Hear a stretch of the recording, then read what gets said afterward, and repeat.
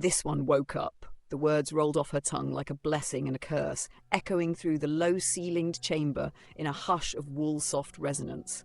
She, Solana of the first fold, tilted her head, her fleece glowing faintly in the cool, sterile light that pulsed overhead. Before her, on the raised slab of polished basalt, the humans stirred, pale, slight, limbs trembling as awareness flooded brittle veins. Solana regarded him with mild interest, the tiniest flicker of amusement dancing in her ink-black eyes. Around her, the other sentients of the fleece shifted, their fleeces brushing together in soft murmurs. They were all here, all of them born on the same mineral-rich plateaus of Ovis Prime, where the winds carved their legends in the stone and taught them the inevitability of harvest. To them, farming humans was neither moral quandary nor taboo, merely the most elegant enterprise of interspecies trade. Alien public smart lion demanded novelty. Humans, now supplanted in the cosmic food chain, were their most prized commodity. Old Ram Roderick cleared his throat, a sound like distant gravel sliding underfoot. "Observe," he intoned, voice carrying the gravity of ritual. "This one wakes." He gestured with a curving horn toward the slab. "Note the tremble in the shoulder. Good resilience. Note the flush of capillaries in the neck. Excellent yield potential." His praise was precise, clinical, delivered with the cool pride of a master craftsman appraising his finest creation. Solana dipped her head, the human's eyelids fluttered open, revealing eyes pools of terror. He tried to raise his hands, wrists bound together with sinewy cords woven from basalt fibers. "What? Where am I?" He was cracked like ice under pressure. The mere attempt was charming. Such fragile arrogance in the face of impending doom. A soft ripple of chuckles passed through the flock. Next to Solana, Eglantine, a ewe of particular poise, leaned in conspiratorially. "He is displeased," she whispered in the tongue of their people, a melodic sequence of bleats and clicks. "Should I explain the protocol, or does he cling to hope?" Eglantine's tone was teasing, but Solana detected genuine curiosity beneath the jest. "He will learn soon enough," Solana replied, her voice calm as still water. She stepped forward, hooves clacking on the basalt floor. The humans called such floors cold, but Solana had long ago lost any sentimental notion of warmth. Commerce, after all, thrived in precision. She brushed a forehoof against the human's trembling wrist. "You are in House Barrent's harvest hall," she announced. "You will supply your flesh to alien public smart line on Vortimis Station. I trust you find the accommodation satisfactory." He tried to recoil, but the cords bit into his skin. His heart pounded audibly, a staccato drumbeat that set Solana's pulse to an idle rhythm of power. Why are you doing this?" "We never," he stammered, and then quieter, "we never ate sheep." Eglantine snorted. "Custom is fickle," she replied, still amused. "On Ovis Prime, we never ate humans until we discovered the exquisite thrill of the process, and the market demanded novelty." Her ears flicked. "Besides, you taste unique." Solana nodded in agreement. "Herbivores, yes, but we have refined our craft." She traced an elegant arc in the air with a forehoof. "Cut here, across the deltoid, reveals the muscle fibers of the shoulder, so tender, so full of nuance." She spoke the words of a connoisseur, savouring each phrase. "The neck, when cured properly, yields a broth that even the segmented councils of Zorloth find sublime. Your species of collagen binds flavours in a way no other does." Roderick's deep bleat cut through the murmurs. "Enough chatter. The Prime Inspectors arrive within the hour." His horns glinted under the lamp as he surveyed the flock. "We must demonstrate our efficiency. Remember the ancestors' mandate, civility in enterprise, dignity in dissection." Solana took a breath, inhaling the pungent mingling of straw, polished stone, and human perspiration. She felt a thrill ascend her spine, an artist before the canvas, a surgeon before the patient.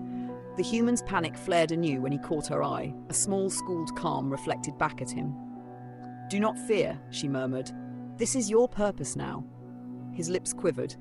I don't understand," he began, his voice a fragile thread. "You will," Solana assured him, turning to regard her audience of fleeced kin. "Behold our trade, the commerce of flesh, the delicate balance of species. The humans believed themselves apex predators. How quaint. Now they surrender to our scalpel and judgment. In that surrenders lies order, and in order, purpose." She glanced once more at the waking human, already formulating the first precise incision in her mind. The blade at her flank, polished obsidian, caught a glint of light, and Solana allowed herself a slow, contented smile. The auction would begin soon. Alien Public Smartline's appetite was voracious, and as far as Solana was concerned, theirs was an art born of wool, of hoof, and of unabashed, erudite cruelty. Solana turned away from the slab, her fleece brushing against the smooth basalt, and led the way through a narrow corridor toward the grand hall.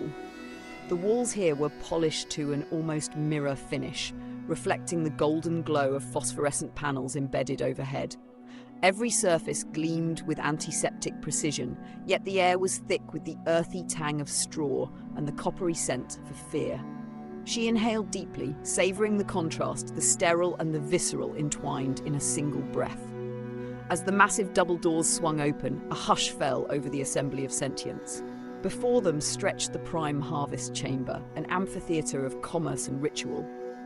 Along curved galleries of tiered stalls, humans lay in neat rows, their forms lit by soft underlighting that emphasized every tense muscle, every rapid pulse under translucent skin. At the center, a dais awaited, framed by towering pylons of translucent resin filled with floating human organs preserved in brine, an art installation as chilling as it was proprietary. The alien Public Smartline inspectors filed in, their many-jointed limbs clicking softly on the polished floor.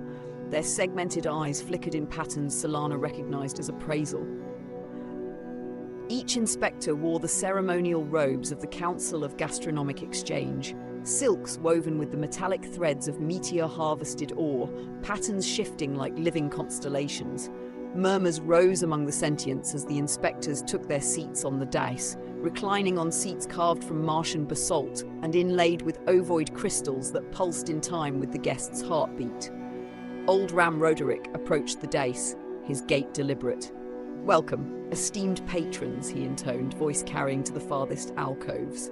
"We present to you the finest yield from this cycle's harvest, the human prime selection. Observe the texture, consider the marbling, and let your palates guide your judgment." His bleat resonated with practiced elegance, each syllable weighted with confidence. Solana felt the familiar thrill of ceremony tighten her spine. She stepped forward, raising her voice, softer than Roderick's, but no less forceful. "I present specimen H472, she announced, nodding toward the trembling human on her slab. She recited his metrics with scholarly precision: mass, age equivalent in Earth years, cortisol levels, muscle-to-fat ratio, all the data that defined his value. Her tone was that of an archivist unveiling a long-lost relic, though the object before her still drew breath. One inspector leaned forward, limbs creaking. In a voice that resonated like chimes in a vacuum, it asked, "What is the expected flavor profile?" Solana pivoted gracefully and indicated the human's neck. "The broth from this cut, when simmered with Ovesian barley and Zolanthian kelp, yields a depth of umami unrivaled in the market. The shoulder offers a firm chew with subtle herbal overtones, a testament to his brief diet of hydroponic greens." She paused, allowing anticipation to mount. "And the cheeks will melt like dusk over the cliffside of Ovis Prime, leaving behind only memory." A hush followed, then appreciative clicks and hums. The inspectors conferred among themselves in their native tongue, an intricate series of chirps and gutturals that Solana had come to understand as equivalent to applause and critique. She saw one raise a delicate proboscis to its eye cluster in approval. Behind her, Eglantine whispered, "They favour the nuance. You have pleased them." Solana inclined her head. "It is what we cultivate," she murmured. Inwardly, she revelled in the perfection of their craft. The years of selective breeding to enhance muscle texture, the genetically tuned pastures that bound collagen in just the right way, the surgical choreography passed down through generations of sentience. They were not butchers, they were artists of anatomy. Roderick's horned silhouette darkened the light as he raised a ceremonial mallet. Let the sacrament begin. The word itself, sacrament, was testament to how seriously they took this enterprise. Solana drew her obsidian scalpel and, with a flourish born of countless drills, made the first incision along the clavicle. The blade traced a pale line through sinew and sheen. A collective shiver ran through the gathered flock, a note of reverent awe. From her vantage, Solana observed every detail. The human's gasp, shallow and panicked, the way his eyes tracked the gleaming blade, the slight twitch in his jaw. She felt no pity, only profound respect for the raw authenticity of his terror. It validated their purpose, to harness the most elemental of experiences. She guided the scalpel with care, mindful of the whispers of blood that darkened the stone slab. Above, the inspectors scribbled on their crystalline tablets, their movements precise. One raised a query: what temperature for the initial sear? Solana replied, 127 degrees Celsius, just enough to seal the juices without sealing away the subtleties of flavor. Her voice rang clear, devoid of hesitation. This was her moment, her expertise validated at the highest tier of in-species gastronomy. As the first section of flesh peeled back, revealing striated muscle of barely human hue, Solana felt a familiar surge of triumph. Commerce was life. Ritual was meaning. The humans' involuntary tremors were but the rhythmic accompaniment to their collective song. Each drop of blood that pooled against the black stone was the final note in an aria they composed with hoof and blade. She paused, blade poised, letting the gravity of the moment sink into every wool fiber. Around her, the Sentients leaned forward, eyes gleaming. In that suspended instant, she recognized the truth they all shared: their alien essence, their woolly forms, their herbivorous roots. None of it mattered. They were creators and curators of fear, sommeliers of flesh. And here in the vaulted halls of House Barents, they would continue their exquisite work for as long as the universe craved novelty. But the auction had only just begun. The blade paused at the junction of sternum and cartilage, its edge hovering like a predatory bird before the dive. Solana inhaled the scent of warmed flesh and brine, an odor intoxicating in its brutality, and allowed a fraction of a heartbeat to pass before she completed the severing motion. A soft glop of warm blood echoed against the stone, and the amphitheater of hooved observers exhaled in a collective gasp, as though the act itself were a living thing to be marveled at. One of the alien public smartline inspectors tapped a crystalline stylus against its mandible. "Proceed to Section Omega," it commanded in cold, precise tones. Solana inclined her head and shifted her weight, letting the scalpel glide across the ribcage. Each movement was choreographed, rigorous as the rites that governed their race. She felt the muscles part beneath her hoof, fibers like ribbons of ivory and rose, and repressed a shiver of satisfaction. This was no mere slaughter, this was performance. Behind her, Eglantine whispered, "Your form is immaculate. You honor the ancestors' line." Her words were low, genuine praise among peers. Solana dipped her head in thanks, but did not break her focus. Flanking the slab, two new Sentients held trays of powdered herbs, a vision mint to invigorate the palate, Zolanthian pepper flakes to accentuate sweetness, and a pinch of fermented kelp dust, prized for its umami crescendo. Solana guided their trembling hooves with a curt nod, an unspoken command to arrange the garnishes just so.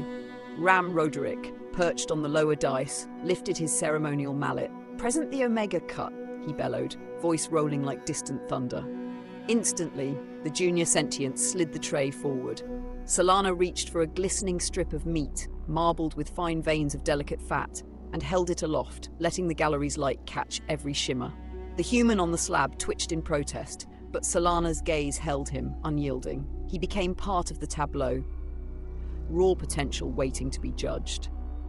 The inspectors murmured among themselves, antennae brushing in appraisal. One extended a slender appendage and tapped the meat, watching droplets of crimson spring forth. Another performed a rapid series of clicks, a signal of approval that resonated through the chamber like a drumbeat. Solana allowed a small, imperceptible curl of her lip, triumph disguised as professional detachment. "Bid opening," announced Roderick, his voice a clarion call. The inspectors rose, their robes whispering against the basalt as they descended from the dice. Each seized a piece of the Omega cut, lifting it to their multifaceted eyes. Auction numbers appeared in mid-air above the trays, encoded by light projectors embedded in the ceiling. The highest bidder would claim the first portion of H472's finest muscle, with subsequent cuts offered in descending order of desirability. A ripple of anticipation coursed through the flock. Solana felt her pulse quicken, though her wool remained perfectly still. Bidding was not merely commerce, it was the culmination of artistry and enterprise. To watch alien patrons contend for the fruit of your labor was to taste victory itself. She leaned closer to Eglantine and murmured, "May the segments vie vigorously. Let the price reflect our mastery." Eglantine's response was a soft bleat of agreement, her eyes bright. Around them, junior Sentients readied the next slabs, arms, thighs, even the palate-rich cheeks. Each piece was labelled, catalogued, and poised for inspection. Solana's mind drifted to the corridors of power in Ovis Prime, to the marble-throned councils that decreed this endless cycle of harvest and trade.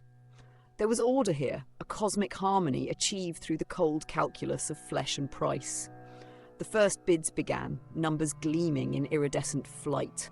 Solana sheathed her scalpel and observed, her heart measured and unrepentant. The human on the slab lay still, eyes wide with dawning comprehension that this chamber, this grand, merciless hall, was his new reality. Solana met his gaze one last time before turning back to the auction, her thoughts a web of satisfaction and purpose. The harvest continued, as it always had, and the universe listened. The bidding swelled like a living tide, numbers flashing and vanishing above the trays in a dizzying pas de deux of avarice. Solana watched each cycle with scholarly detachment, her mind cataloguing the rise and fall of offers as if they were chemical reactions in a grand experiment.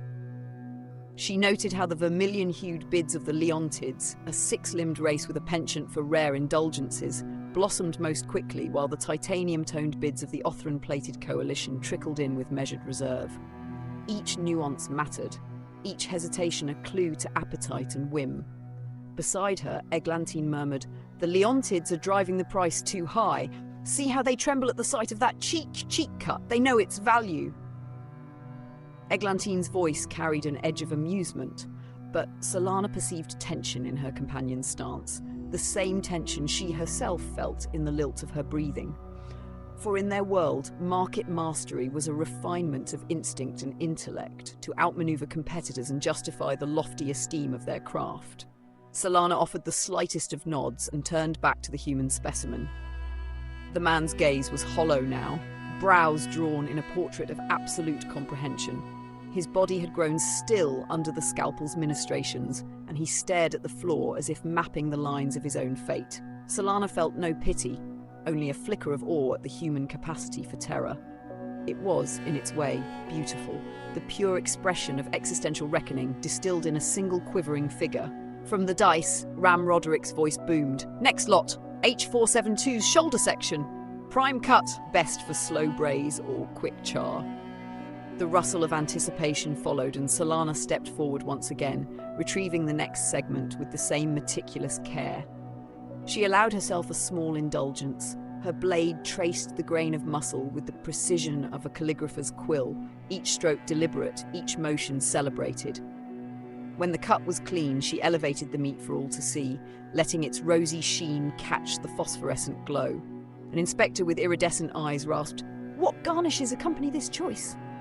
Solana turned to the junior Sentients, who presented the tray of herbs.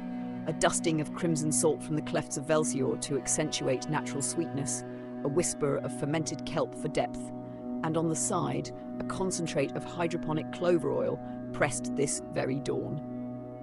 She spoke with the confidence of one who had orchestrated this symphony 100-fold. The inspectors exchanged appreciative clicks, their decisions registering in new bids that climbed like stairways into the ether. In the gallery, the younger Sentients scribbled notes in their best filigreed script, their eyes fixed on Solana's form. She sensed their admiration but also their hunger for mastery, and in that moment, she recalled her own initiation, the night she performed her first ritual dissection under the watchful gaze of Master Sheila. The memory shimmered behind her eyes, the soft gasp of her test subject, the tremor in her own legs, the sudden clarity of purpose that flooded through her when she realized she, too, was an artist of dread. Eglantine leaned in again, voice hushed. "You surpass the legends. Soon they will whisper of Solana's harvest throughout the empires." Solana offered a wry bleat of amusement. "Let them," she said, "but do not mistake fame for perfection. There is always another refinement to achieve, another nuance of flavor to explore. We shape not merely flesh, but the expectations of entire civilizations." While they spoke, the bids for H472's shoulder soared to unprecedented heights. The Leontids finally claimed it, their multi-lensed eyes glimmering with triumph as they descended to intercept their prize. Solana watched the transfer with detached satisfaction. The rituals of exchange were as sacred as the rituals of dissection. She noted how the victorious bidder clasped the tray with reverent care, as though it were the purest relic of cosmic communion. At last, she stepped aside, letting junior sentients wheel forward the final cuts. The ribs, the flank, the marrow-filled bones destined for the broth. Each piece sparked renewed bidding wars, each piece a new testament to the sheep's dominion over flesh markets. Solana, her fleece luminous in the hall's chill light, observed the spectacle with a serene intensity. Around her, the amphitheatre echoed with the discreet hum of commerce, and in that hum, she discerned the true underpinning of their world, the unspoken pact that life, in all its forms, was a resource to be cultivated, negotiated, and ultimately consumed. Yet even as the auction pressed on, Solana's thoughts drifted forward, anticipating the next cycle, the next innovation. For every human they harvested, every sale to Alien Public Smart Line added another weave to the tapestry of their civilization.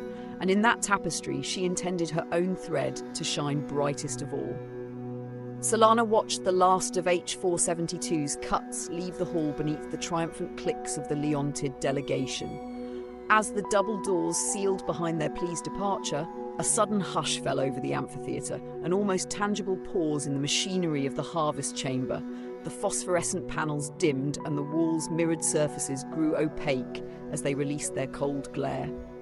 In that instant, Solana felt the enormity of what had just transpired, the raw pulse of life reduced to commodity, and she allowed herself a breath of satisfaction before the deeper stirrings of dread began.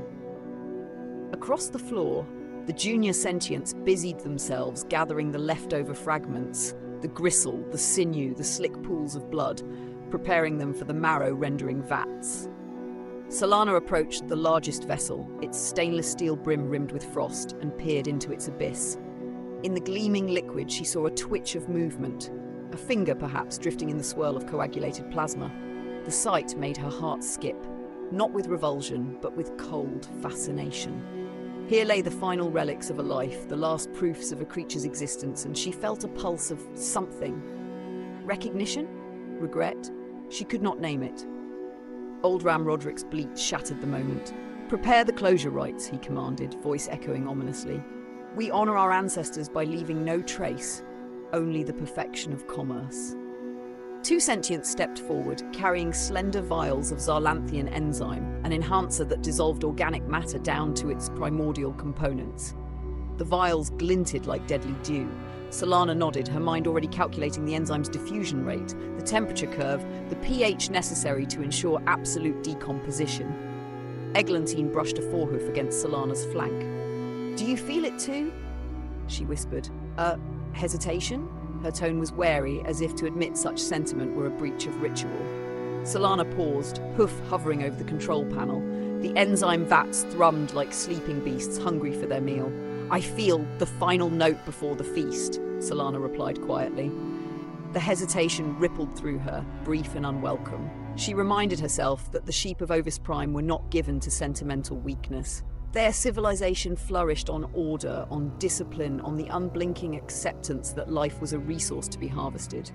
And yet there it was, the spectre of a life extinguished too completely, leaving behind not even a whisper of the human it once was. Roderick jingled his ceremonial talisman, a cluster of basalt shards bound with ivory sinew. "Begin," he intoned. "Let nothing remain." Solana activated the vats. A hiss filled the chamber as enzyme-laced mist unfurled across the carcass debris. The junior sentients watched with reverence as bone dust and fatty residues dissolved into the silent cauldron. The last remnant of H-472, an eye, grey and glassy, rolled across the basalt floor before sinking into the froth. Solana felt a pang, swift as lightning, then gone. In that chilling void, the doors at the far end burst open. A delegation from House Valenstorm, rival merchants hungry for insider praise, trod in. Their robes were dark as obsidian, stitched with the crests of broken contracts. Their leader, a ram with swirling horns named Merca, surveyed the room with a predatory smile. "A fine display," he said, voice smooth and insincere. "But I wonder, what becomes of the husk once the ritual concludes?" Ram Roderick's eyes narrowed. "Nothing," he replied tightly. "It is devoured wholly, without remainder." Merca's grin widened. Then allow me to demonstrate another method. With a flick of his hoof, he summoned a small capsule from his vest. It hissed open to reveal a writhing human hand, fresh, unprocessed, veins still pulsing. He held it aloft. We find that prolonging the terror yields premium bids. He tossed the hand onto the basalt. It landed with a wet smack and twitched. The junior Sentients recoiled, but Solana froze, transfixed by the grotesque spectacle. Impudent, Roderick growled. He raised his talisman, and the chamber's light snapped back to full clarity. This hall is consecrated ground. We do not traffic in mockery. He strode past Merca, planting his talisman against the slab. The lights pulsed, and the hand convulsed before dissolving in an acidic spray, vanishing in seconds. Solana stared at the spot, damp stone, no residue. The silence was absolute. Even the vats had fallen quiet. Solana felt the walls press in, the enormity of their creed laid bare. Life harvested with precision, ending in nothingness. No memory, no aftertaste, no soul preserved. The entire being of H472 had dissolved into the void as if it had never existed.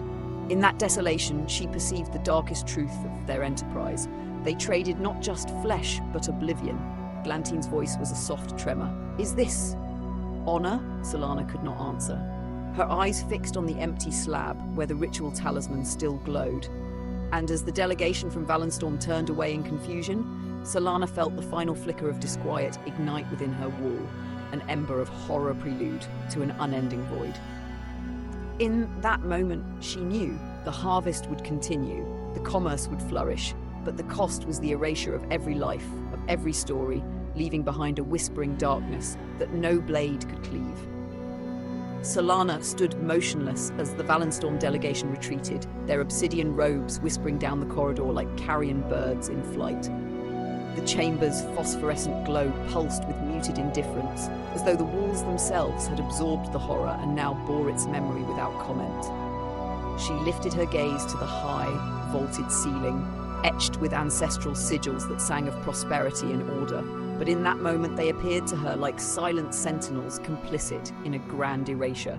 Eglantine crept to Solana's side, voice low and trembling. "We have cleansed every trace," she whispered, nodding toward the dead slab. "Yet I feel the void lingering." Her words trembled on a blade edge between doctrine and doubt. Solana's ears flattened against her skull. The remnants of enzyme mist coiled in the air like a spectral fog, and she inhaled, tasting the final exhalations of a life consumed. Inwardly, she catalogued the sensation, a hollow absence, more profound than any void she'd known in the circulatory vats of Ovis Prime. It was as though the human had never been, and yet the chamber's every surface echoed with the impossible. The resonant clap of his last gasp, the brittle snap of cartilage under her blade, the fragility of hope extinguished in a heartbeat. Old Ram Roderick's deep bleat rolled through the corridor beyond the doors, summoning them back to ritual. He had summoned Solana and Eglantine to the Hall of Reckoning, an austere chapel adjoining the harvest chamber where the sheep of House Berrant atone for the life taken.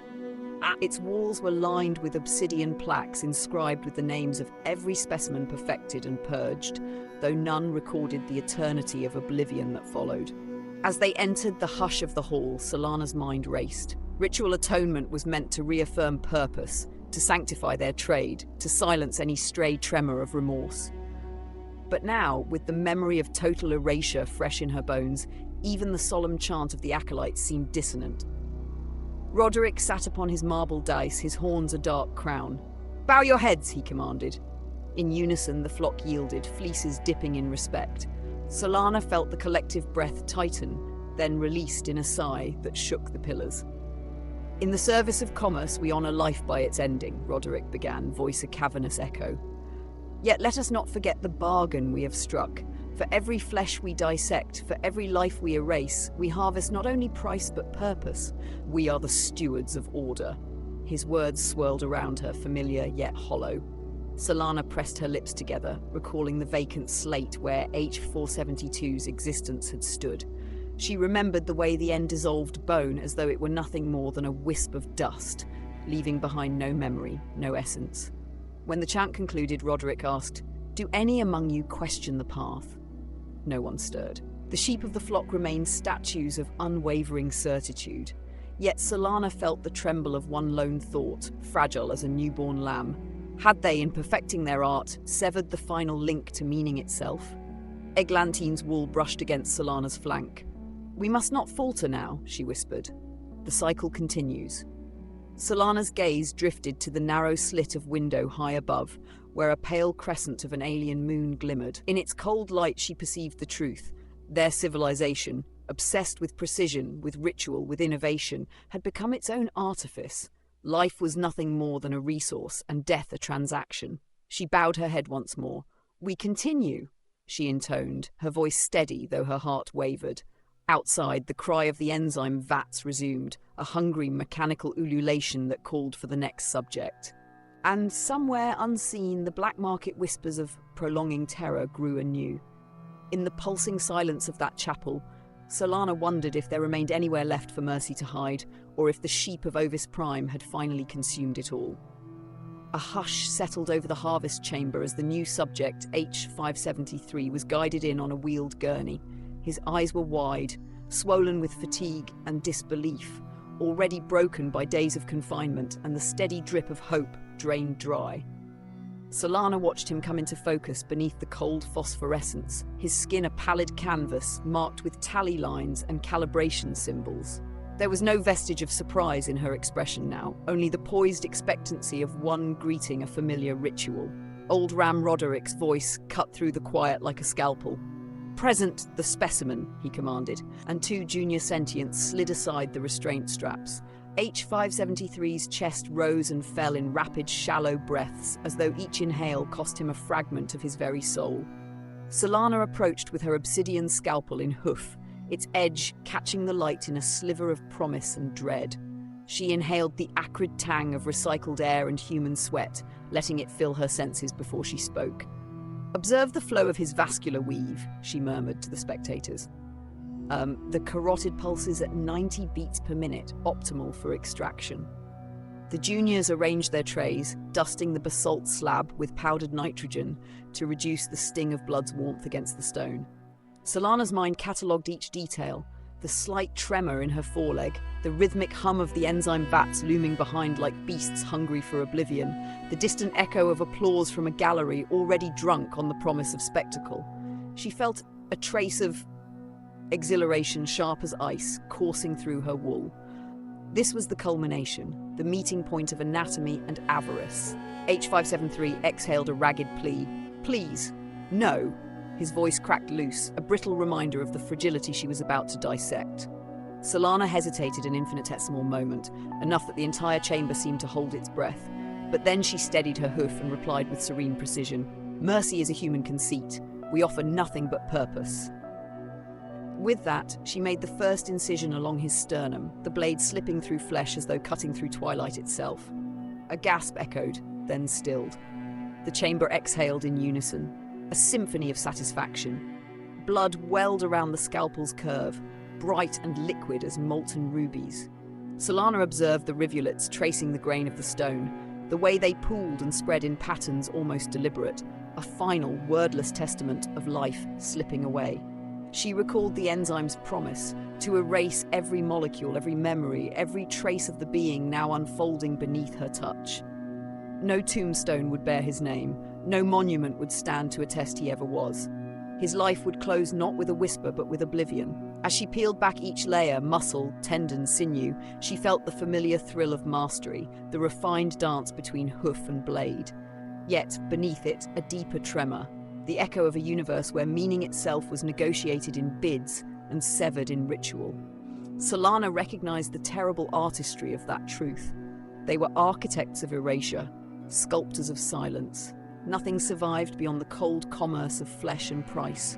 When at last her scalpel paused over the nape of H573's neck, the final cut that would free the head from tongue and throat, Solana closed her eyes. She heard the low click of the enzyme vats awaiting their feast, felt the weight of every life that had preceded him pressing against her wall. Then, with the calm deliberation of a judge passing irrevocable sentence, she completed the motion. The head separated in a single fluid gesture. A slow drip of blood marked the final punctuation. Silence filled the chamber, absolute, impenetrable, eternal. No cheers rose. No lamentation fell. The enzyme chamber's lids hissed open behind her, eager for its cargo of bone and marrow. Solana watched the head slump to the slab, eyes forever fixed in muted astonishment.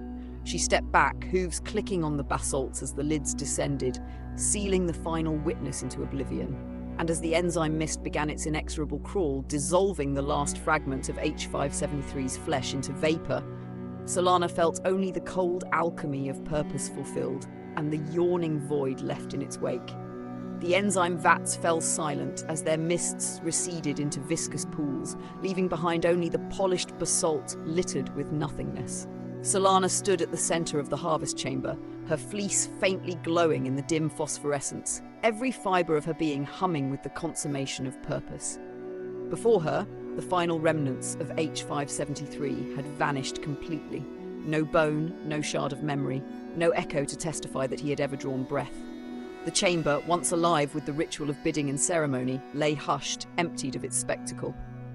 Old Ram Roderick descended from his dais, the talisman at his side rattling like distant thunder. He regarded Solana with eyes ancient and unyielding.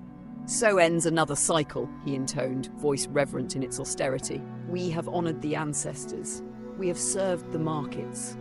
His words, meant to sanctify the act, vanished into the cool air as though swallowed by the darkness itself. Solana bowed her head, but the echoes of ritual rang hollow in her thoughts. All around her, the junior sentients moved with mechanical precision, sweeping away stray droplets, resetting the slabs, preparing the tools for the next subject. In their disciplined calm, Solana sensed both the triumph of civilization and its creeping emptiness. Here was a people who believed mastery lay in the perfection of death, yet in each atom of flesh dissolved they had discarded a piece of meaning itself. The canvas of the universe, once rich with life's brushstrokes, now wore ever-thinning strokes of commerce and erasure. Eglantine approached, her fleece unmoving, yet her voice trembled as she whispered, "Is there nothing left?" Solana met her gaze, and for a single heartbeat, the ancient conviction that bound their race, order through harvest, purpose through slaughter, seemed weightless, as though it might dissolve like so much bone dust. But the creed held fast. Solana's voice emerged cold and resolute. "Nothing remains, and so the cycle endures." She turned toward the heavy doors, their surfaces etched with the heraldry of House Barents, symbols of dominance, ritual, and unbroken lineage. Beyond lay the corridors of commerce, the next gurney waiting in silent expectation, the markets hungering for novelty. Solana lifted her head, black eyes alight with the same steely resolve that had guided her blade. "Let the next chapter begin," she declared, her bleat carrying down the vaults like an unholy benediction. And with that final pronouncement, she stepped into the corridor's starlit gloom, leaving the chamber of oblivion to its endless vigil, ever hungry, ever waiting, ever unremitting in its dark devotion to the art of erasure.